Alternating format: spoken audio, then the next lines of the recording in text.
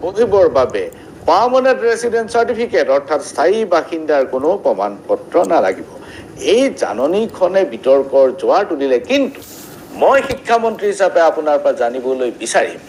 যে এই জাননীখনৰ উদ্দেশ্য কি আছিল?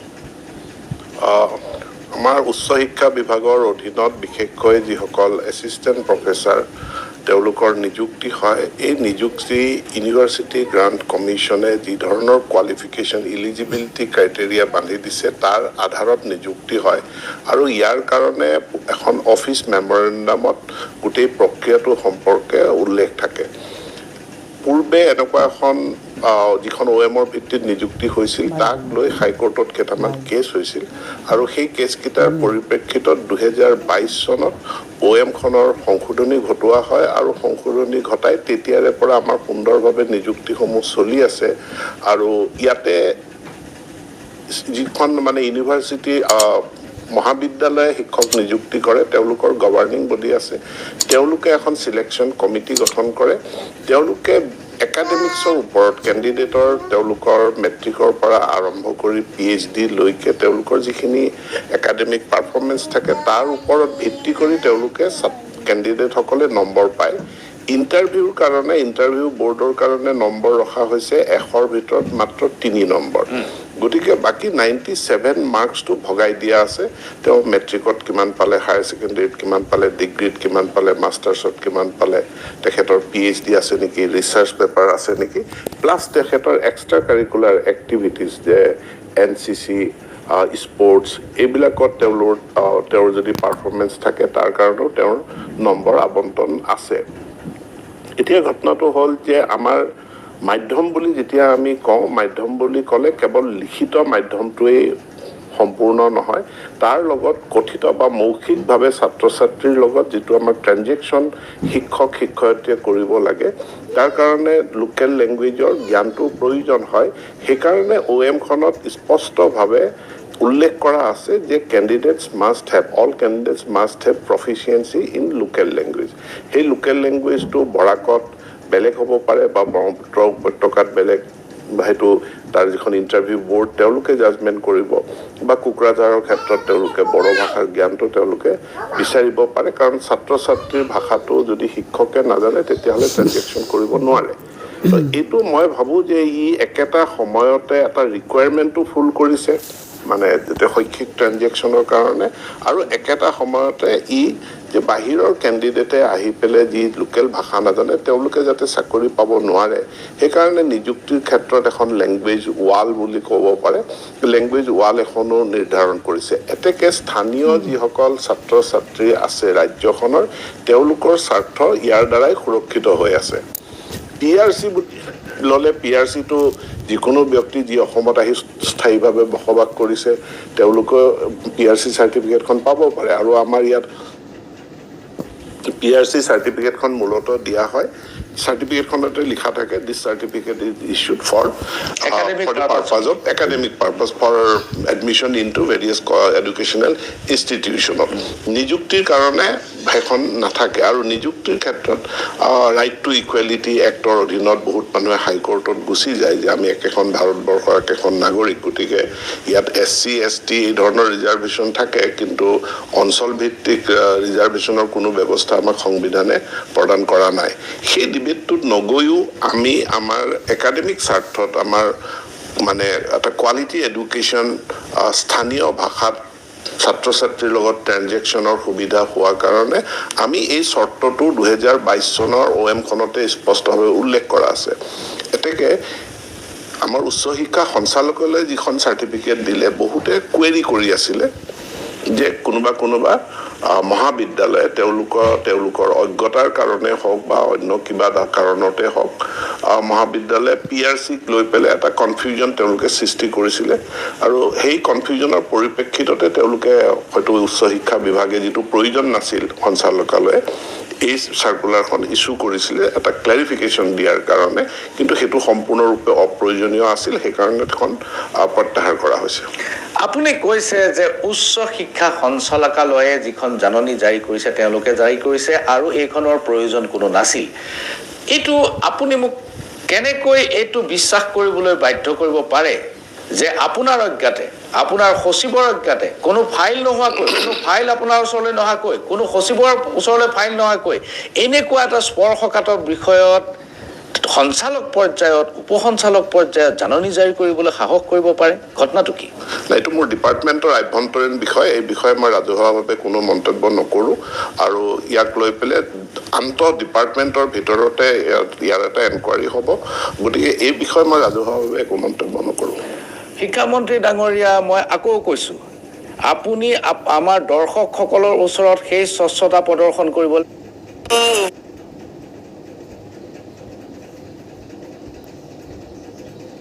আপুনি মোক কেনেকৈ এইটো বিশ্বাস কৰিবলৈ বাধ্য কৰিব পাৰে যে আপোনাৰ অজ্ঞাতে আপোনাৰ সচিবৰ অজ্ঞাতে কোনো ফাইল নোহোৱাকৈ কোনো ফাইল আপোনাৰ ওচৰলৈ নহাকৈ কোনো সচিবৰ ওচৰলৈ ফাইল নহাকৈ এনেকুৱা এটা স্পৰ্শকাতৰ বিষয়ত সঞ্চালক পৰ্যায়ত উপসঞ্চালক পৰ্যায়ত জাননী জাৰি কৰিবলৈ সাহস কৰিব পাৰে ঘটনাটো কি এইটো মোৰ ডিপাৰ্টমেণ্টৰ আভ্যন্তৰীণ বিষয় এই বিষয়ে মই ৰাজহুৱাভাৱে কোনো মন্তব্য নকৰোঁ আৰু ইয়াক লৈ পেলাই আন্তঃ ডিপাৰ্টমেণ্টৰ ভিতৰতে ইয়াৰ এটা এনকুৱাৰী হ'ব গতিকে এই বিষয়ে মই ৰাজহুৱাভাৱে একো মন্তব্য নকৰোঁ শিক্ষামন্ত্ৰী ডাঙৰীয়া মই আকৌ কৈছোঁ আপুনি আমাৰ দৰ্শকসকলৰ ওচৰত সেই স্বচ্ছতা প্ৰদৰ্শন কৰিব লাগিব কাইলৈ যদি মই ৰাইট টু ইনফৰমেশ্যন এক্টৰ অধীনত এই জাননীখনৰ সবিচাৰ যদি মই বিচাৰ কৰোঁ তেনেহ'লে আপুনি উত্তৰ দিবলৈ বাধ্য হয়নে নহয় ৰাইট টু ইনফৰমেশ্যনৰ ওচৰৰ অধীনত আপুনি যদি কোনোবাই যদি বিচাৰে ইয়াৰ তথ্য তো যিটো আইনখনে যিখিনি তথ্য দিবলৈ আমাক কৰে বাধিত কৰে সেইখিনি তথ্য আপুনি পাব আপুনি কৈছে যে এইটো আপোনাৰ বিভাগৰ সম্পূৰ্ণ আভ্যন্তৰীণ বিষয় আভ্যন্তৰীণ বিষয় যদিও ইয়াৰ লগত ৰাজহুৱা স্বাৰ্থ জড়িত 4 তাৰিখৰ পৰা 10 তাৰিখ পৰ্যন্ত জাননীখন বাহাল থাকিল এতিয়া কথাটো হ'ল যদি সংবাদ মাধ্যমে এই বিষয়টো ৰাজহুৱা নকৰিলেহেঁতেন তেনেহ'লে এইটো চিৰকালৰ বাবে এইখন তেনেকৈ থাকি গ'লহেঁতেন এই অদৰকাৰী জাননীখন এই কালক্ৰমত সাংঘাতিক ধৰণৰ দৰকাৰী জাননীত পৰিণত হ'লহেঁতেন এনেকুৱা অৱস্থাত আপুনি আভ্যন্তৰীণ বিষয় বুলি ৰাজহুৱা নকৰাৰ কাৰণটো কি মই ভাবোঁ যে এইটো যেতিয়া নিযুক্তি প্ৰক্ৰিয়া হ'ব নিযুক্তি প্ৰক্ৰিয়াখন অফিচ মেমৰেণ্ডামখনৰ ভিত্তিত হ'ব সি কোনো ডিপাৰ্টমেণ্টৰ চিঠিৰ ওপৰত ভিত্তি কৰি কোনো নিযুক্তি নহয়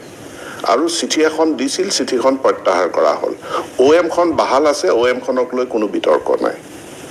চিঠিখন প্ৰত্যাহাৰ কৰা হ'ল বিষয়টো তাতেই সামৰণি পৰা নাই কাৰণ কথাটো হ'ল যে যদি বিষয়টো ৰাজহুৱা নহ'লহেঁতেন এই চিঠিখন এই নটিছখন বাহাল থাকিলহেঁতেন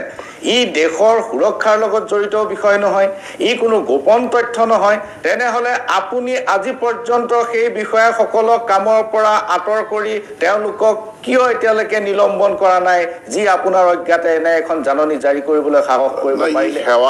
সেৱা বিধিৰ ডিচিপ্লিন আইনৰ অধীনত গতিকে সেৱা বিধি অনুযায়ী ডিপাৰ্টমেণ্টে যি কৰিব লাগে কৰিব যিখিনি লৈকে ৰাজহুৱা স্বাৰ্থ জড়িত আছে মই পুনৰবাৰ নিশ্চিত কৰিব বিচাৰোঁ যে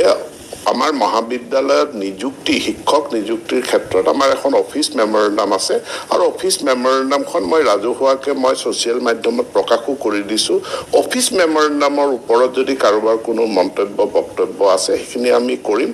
এই অফিচ মেমৰেণ্ডামক লৈ কোনেও কোনো প্ৰশ্ন উত্থাপন কৰা নাই বা ই কোনো বিতৰ্কৰ আওতাত ই অহা নাই উপৰঞ্চি এখন চিঠি সঞ্চালকে দিছিলে চিঠিখন প্ৰত্যাহাৰ কৰা হৈছে ইমানে এই মুহূৰ্তত মই আপোনাক জনাইছোঁ কিন্তু যিজন সঞ্চালকে আপোনাৰ এনেকুৱা এটা মাৰাত্মক স্পৰ্শকাতৰ বিষয়ত জাননী জাৰি কৰিবলৈ সাহস কৰিব পাৰিলে তেওঁৰ ওপৰত কিয় এতিয়ালৈকে ব্যৱস্থা হোৱা নাই 48 ঘণ্টাৰো বেছি সময় পাৰ হৈ গ'ল এইটো বিভাগৰ আভ্যন্তৰীণ বিভাগে এটা এনকুৱাৰী অৰ্ডাৰ কৰিছে এনকুৱাৰীটো হ'ব হোৱাৰ পাছত বিভাগে ইয়াক চাব কিন্তু ৰাজহুৱা স্বাৰ্থ এতিয়া ক'তো কোনো ধৰণে বিঘ্নিত হোৱা নাই মই অসমৰ শিক্ষিত যুৱ সমাজক সুধী সমাজক মহাবিদ্যালয় বিশ্ববিদ্যালয় সকলো কৰ্তৃপক্ষক জনাব বিচাৰোঁ যে 2022 চনত জাৰি কৰা অফিচ মেমৰেণ্ডামখন বাহাল আছে তেওঁলোকে শিক্ষক বাছনিৰ প্ৰক্ৰিয়া এতিয়ালৈকে প্ৰায় 2000 শিক্ষক 2000তকৈ অধিক শিক্ষক নিযুক্তি হৈ গৈছে এইখন OM-ৰ ওপৰত বেছ কৰিয়ে হৈছে আৰু এই নিযুক্তি প্ৰক্ৰিয়াক লৈ পেলাই ক'তো কোনো ধৰণৰ প্ৰশ্ন উত্থাপন হোৱা নাই এতিয়াও কিছুমান মহাবিদ্যালয়ে তেওঁলোকৰ গভৰ্নিং বডিয়ে সিলেকশ্যন প্ৰক্ৰিয়া অব্যাহত ৰাখিছে তাতো কোনো বিসংগতি হোৱা নাই বা কোনো অসুবিধা হোৱা নাই গতিকে OM এখন আছে OM ইজ ইন ফ'ৰ্চ যি নিযুক্তি তেওঁলোকে বাছনি কৰিব সেই বাছনি OM-ৰ ভিত্তিত কৰিব। আপুনি এনেকুৱা এখন চৰকাৰৰ মন্ত্ৰী যিখন চৰকাৰৰ মুখ্যমন্ত্ৰীৰ পৰা মন্ত্ৰীসকলে ৰাস্তাই পদূলিয়ে য'তে ত'তে মুখৰ কথাত মানুহক নিলম্বন কৰে। ইমান এটা স্পৰ্শকাতৰ বিষয়ত এনেকুৱা এখন জাননী জাৰি কৰিলে য'ত ৰাজ্যজুৰি প্ৰতিক্ৰিয়াৰ সৃষ্টি হ'ল, য'ত উচ্চ শিক্ষাৰ দৰে এটা বিষয় জড়িত আছে। তেনেকুৱা অৱস্থাত বিষয়াসকলক আজিলৈকে একো ব্যৱস্থা নোলোৱা, মই অকল নিলম্বন মানে নিলম্বন, suspension is not a punishment, কিন্তু তদন্তৰ স্বাৰ্থত তেওঁলোকক কিয় কামৰ পৰা আঁতৰাই ৰখা নহ'ব? চব মই ইতিমধ্যে কৈছোঁ, এখন জাননী জাৰি হৈছিল, জাননীখন প্ৰত্যাহাৰ কৰা হৈছে। বিভাগে কেনেকৈ জাননীখন জাৰি হ'ল এইটোৰ এটা তদন্ত বিভাগে কৰিবলৈ নিৰ্দেশ দিছে। প্লিজ ধৈৰ্য সহকাৰে সেই তদন্তৰ প্ৰতিবেদন তালৈ অপেক্ষা কৰক। আৰু মই কৈছোঁ যে OM-খন বাহাল আছে, OM-খনৰ ভিত্তিতহে নিযুক্তি হ'ব, OM-খনৰ ভিত্তিতহে বাছনি হ'ব, আৰু বাছনিৰ পাছত সঞ্চালকালয়ৰ পৰা আমাৰ চৰকাৰৰ তৰফৰ পৰা নিযুক্তি হ'ব। মই ধৈৰ্য ধৰাত আপত্তি নাই, কিন্তু ইতিমধ্যে যিটো কৰ্মকাণ্ড দেখা গৈছে শিক্ষামন্ত্ৰী ডাঙৰীয়া, ৰাজ্যৰ যিমানবোৰ বিশ্ববিদ্যালয় আছে তাৰ কালি মুখ্যমন্ত্ৰীৰ যিখন সভা হৈছিল, য'ত সেই 650 টকাৰ ইছ্যুটো ওলাইছিল, য'ত অধ্যক্ষসকলক সেই পইচা ঘূৰাই দিবলৈ নিৰ্দেশ দিয়া হৈছিল, এই সভাখনৰ সন্মুখৰ শাৰীত বহি থকা যিসকল লোক উপাচাৰ্যসকল, এই উপাচাৰ্যসকলৰ 50% অসমৰ বাহিৰৰ। অসমৰ বিশ্ববিদ্যালয়ত উপাচাৰ্য হ'বৰ বাবে অসমত মানুহৰ অভাৱ আছে নেকি শিক্ষামন্ত্ৰী ডাঙৰীয়া? চব বিশ্ববিদ্যালয়, ইয়াতে বিশ্ব শব্দটো আছে।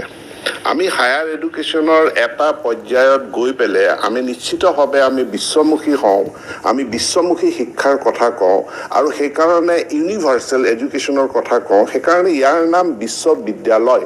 গতিকে মই ভাবোঁ যে বিশ্ববিদ্যালয় এখন, আজি অসমৰ বহুত মানুহ তেওঁলোকে দেশে বিদেশে তেওঁলোক গৈ তাত শিক্ষকতা কৰি আছে বা ভাৰতবৰ্ষৰ বিভিন্ন ৰাজ্যত আছে। গতিকে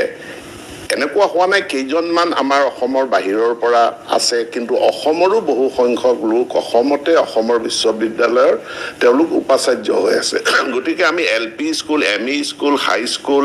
মহাবিদ্যালয় এটা পৰ্যায়লৈকে আমি আছোঁ, কিন্তু তাৰ পাছততো আমিতো বিশ্ববিদ্যালয় হ'ব লাগিব। বিশ্ববিদ্যালয় হ'লে আজি আমি অসমে বাহিৰৰ ছাত্ৰ ছাত্ৰীক ইয়ালৈ আকৰ্ষিত কৰিব পাৰিব লাগিব। ইতিমধ্যে আহিছে আমাৰ বহুত, কেৱল ভাৰতবৰ্ষৰ বিভিন্ন প্ৰান্তৰ নহয়, আজি ভাৰতবৰ্ষৰ বাহিৰৰ ছাত্ৰ ছাত্ৰীও আহি আমাৰ ইয়াত অধ্যয়ন কৰিছে। আমাৰ ল'ৰা ছোৱালীও গৈ পেলাই তেওঁলোকে ভাৰতবৰ্ষৰ বিভিন্ন ৰাজ্যত তেওঁলোকে শিক্ষা গ্ৰহণ কৰিছে। গতিকে কোৱালিটি এডুকেশ্যনটোৰ ওপৰত গুৰুত্ব দিব লাগে, আৰু মই ভাবোঁ যে আমাৰ বিশ্ববিদ্যালয়সমূহ সেই পৰ্যায়লৈ তেওঁলোকে উন্নীত হ'ব লাগিব। তেওঁলোকে ভাৰতবৰ্ষৰ বিভিন্ন প্ৰান্তৰ পৰা আৰু আনকি পৃথিৱীৰ বিভিন্ন প্ৰান্তৰ পৰা ছাত্ৰ ছাত্ৰীক আকৰ্ষিত কৰিব পাৰিব লাগিব। ই সঁচা অৰ্থত বিশ্ববিদ্যালয় হ'ব লাগিব। ধন্যবাদ।